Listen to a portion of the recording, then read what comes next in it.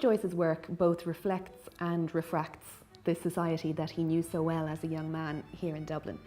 He was very concerned about the accuracy of physical detail, of factual accuracy, and we can see that throughout all of his work. The works are so embedded in Joyce's Dublin, in Dublin of the period, that they create a really vivid, living sense of a city which takes contemporary readers back in time. This idea that in the particular is the universal, and if you can properly evoke one particular setting or one particular emotion or one particular idea, that will in some way evoke the universal as well. So he stuck very much to what he knew.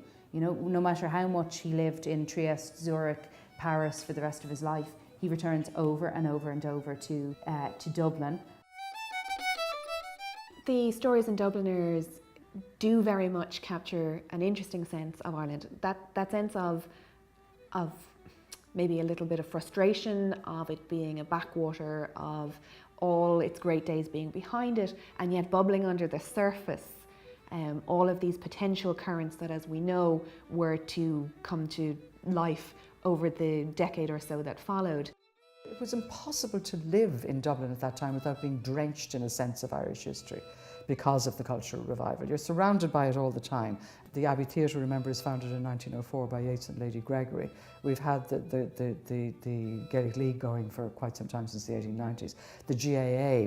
And either you sucked it in and said fine, or you resisted it. And his line was to partially suck it in and to partially resist it. There were things he didn't like about it and things he found useful for his own purposes. There must have been a tension at the time about, in terms of nationalism, that one should behave in a certain way. One should have a certain set of values, a certain set of interests and aesthetic ideas. And for those who didn't, one was more of a lone voice. And perhaps that's one of the reasons Joyce felt he had to go into exile, to have his voice without the pressure of society at the time. As you look at all the stories in Dubliners and in his later work, it's very much about a contemporary moment, but it's also about how that contemporary moment reflects and draws upon a long history. When Joyce is listing off things like the Wellington Monument, the 15 acres in the Phoenix Park, or the statue of Dan O'Connell on O'Connell Street in the story The Dead, these things are not simply dead features of the city. These things are reminders of exactly that fight for Irish national status, as it were, that was very much alive in the time that Joyce was writing.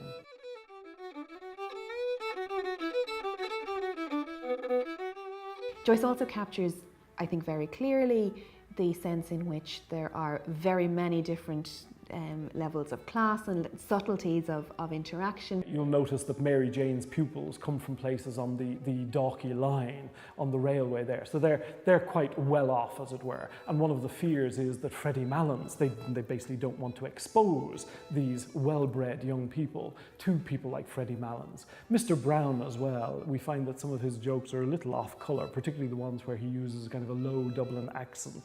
And these are not considered kind of fit stuff for a party in this house at this kind of level, as it were. Contextualising all of this, you have the reality of servants, of the working class, captured in Lily, the caretaker's daughter. There was an army of domestic servants living in Dublin at that stage. Most women, working class women, went into domestic service, and a lot of women who came from the country to live in Dublin also went into domestic service, and the average wage would have been something around 6 shillings, 7 shillings a week, which wasn't much.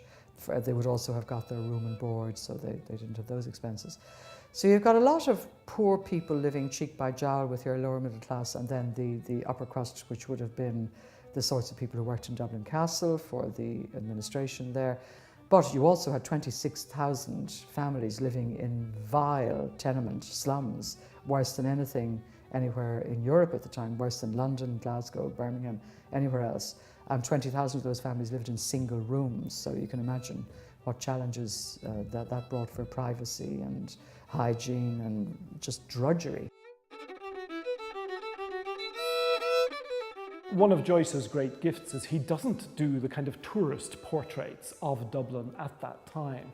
Joyce is getting at the city, by getting at its people. So the very title, Dubliners, is kind of wonderfully conceived, if you like. Whilst we're looking at the characters and looking at their individual situations, what Joyce is getting at all the time is the city, the machine that's behind that, that's producing those characters all the time.